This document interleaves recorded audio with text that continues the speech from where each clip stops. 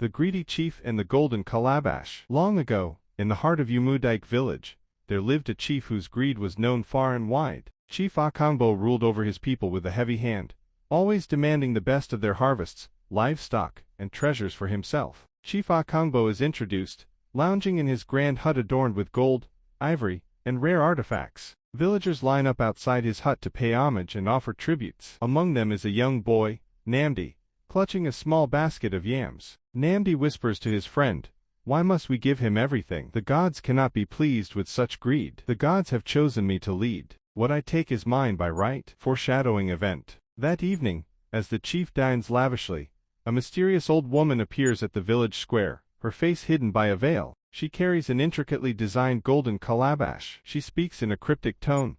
This calabash belongs to the pure of heart. It will reward them with untold blessings. But beware, it curses the greedy. The villagers murmur in awe and fear. Chief Akangbo's eyes narrow as he watches from the shadows. The chief's scheme. Determined to possess the golden calabash, Chief Akangbo summons his guards. "Bring me that calabash, or you will all face my wrath," he commands. The guards approach the old woman, demanding the calabash. She refuses, saying, "It cannot be taken by force. Only the worthy may claim it." Frustrated, they return empty-handed. Later that night, Chief Akangbo devises a plan to trick the old woman. Disguising himself as a humble villager, he approaches her. "Please, wise mother," he says, feigning humility, "our chief is cruel and takes everything from us. May I have the calabash to bring blessings to my family?" The old woman hesitates, then hands over the calabash. "Remember, only the pure of heart will find joy in its gifts." Back in his hut, the chief eagerly examines the calabash. Inside, he finds golden coins, dazzling jewels, and what appears to be an endless supply of treasures. Overcome with greed, he begins hoarding everything, ignoring the warnings. Strange things start happening. His livestock fall ill, his crops wither, and the treasures in the calabash vanish as quickly as they appear. The chief becomes paranoid, accusing villagers of stealing from him. The villagers grow restless, tired of the chief's tyranny. Namdi, now emboldened, rallies the villagers. "This is not the work of the gods, it is the work of Chief Akangbo's greed. We must confront him before the curse destroys us all." As they march to the chief's hut, the golden calabash begins to glow ominously. The chief, now a shadow of his former self, clutches it tightly. "You will never take what is mine," he screams. The villagers demand that the chief return the calabash to the old woman. Suddenly, the hut begins to shake, and the calabash emits a deafening hum. The old woman appears at the doorway, no longer frail but glowing with otherworldly energy. "Chief Akangbo," she says, her voice echoing, "you were warned. The calabash does not belong to the greedy." The villagers watch in horror as the calabash rises into the air, spinning wildly. The chief cries out, begging for mercy. A powerful wind sweeps through the hut, scattering treasures everywhere.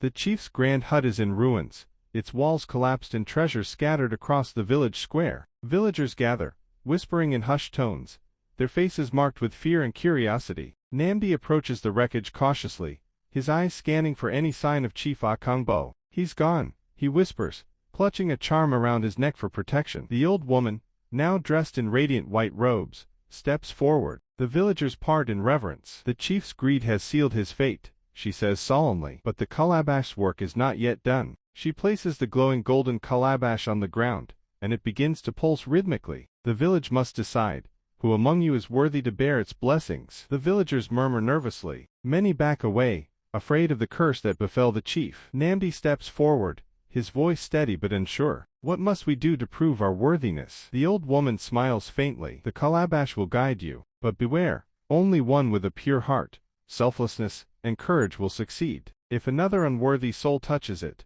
the curse will grow stronger, spreading to the entire village." The villagers gasp, panic rippling through the crowd. Namdi clenches his fists, determined. The calabash begins to float, leading Namdi and a small group of brave villagers deep into the forest. The dense canopy above casts eerie shadows, and strange noises echo around them. One of the villagers, a young hunter named Obina, grumbles, "Why follow a cursed object? We should destroy it." Namdi shakes his head. "The calabash cannot be destroyed. It holds the power to save our village, or doom it. We must trust it." As they press on, the group encounters a series of challenges. First, a raging river blocks their path, and the calabash glows faintly, pointing to a hidden narrow bridge. Next, they are surrounded by wild animals, But Namdi's calm demeanor and a mysterious chant from the calabash seem to pacify the creatures. Betrayal in the ranks.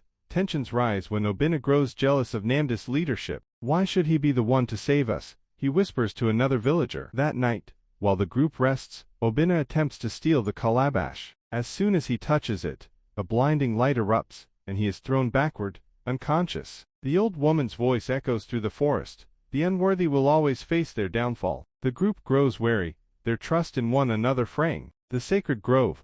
The calabash leads them to a hidden grove, a place of incredible beauty with ancient trees and a sparkling spring. At the center stands a pedestal, where the calabash rests, glowing intensely. The old woman appears once more, her form shimmering like a mirage. To cleanse the calabash, one must offer what they value most. Only then will the curse be lifted, and the village saved. The villagers exchange uncertain glances. One by one, they step forward, offering items, gold bracelets, fine clothing, even livestock. Yet the calabash remains dark and unmoving. Namdi steps forward last, holding a small wooden carving of his late father, a keepsake he has cherished since childhood. Tears stream down his face as he places it on the pedestal. This is all I have of him, but if it will save my people, I give it freely. The cliffhanger. The calabash begins to glow brighter than ever before, spinning rapidly. The old woman smiles, her form dissolving into the light. The grove trembles, and a deep rumbling sound fills the air. Suddenly, the screen goes black, and the narrator's voice returns.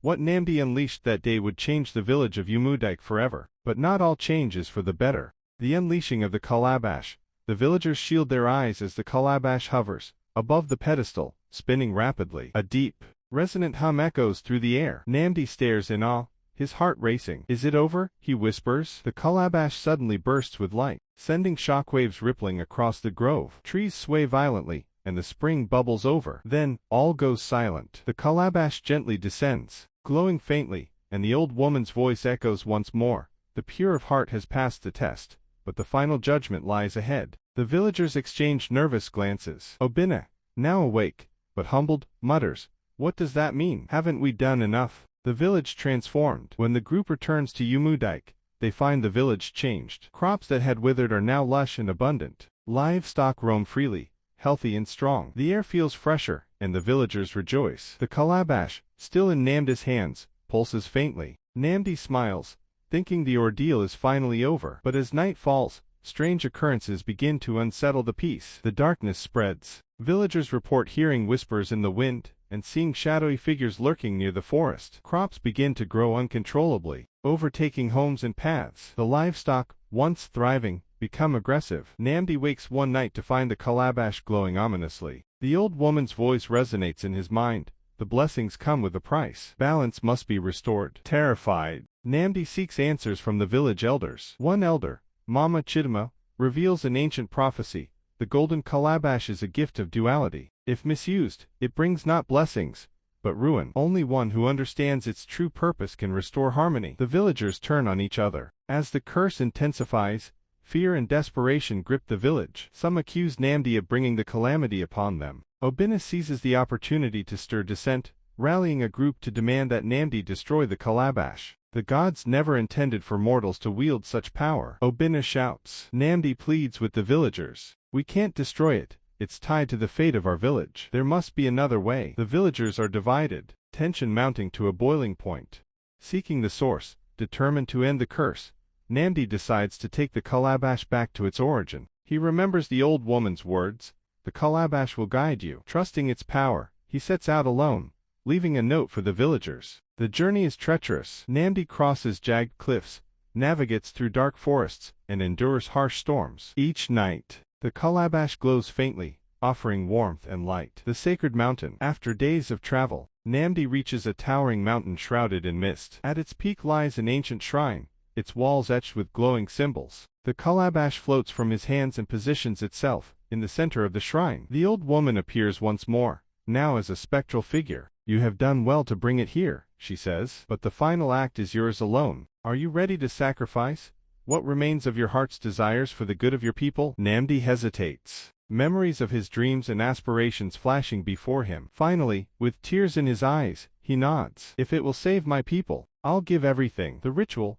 The old woman instructs Namdi to place his hands on the calabash. It begins to glow brighter and brighter, consuming him in its light. As the symbols on the shrine illuminate, the air fills with the sounds of chanting, voices from another realm. Pain surges through Namdi as the calabash draws from him not just his strength, but his very essence. He collapses, gasping for breath. As the shrine erupts in light, the village restored, back in Umudik, the villagers awaken to find the land peaceful and balanced once more. The crops are healthy, the livestock calm, and the air is still. But Namdi is nowhere to be found. Mama Chidma stands in the village square, her voice trembling. He gave everything for us. We must honor his sacrifice. The legacy, in the sacred grove. A new tree stands where the calabash once rested. Its golden leaves shimmer in the sunlight, a reminder of Namdi's courage and selflessness. The story of the greedy chief and the golden calabash lives on, not as a tale of power, but as a lesson in the dangers of greed and the power of sacrifice. For in the end, it is not what we take,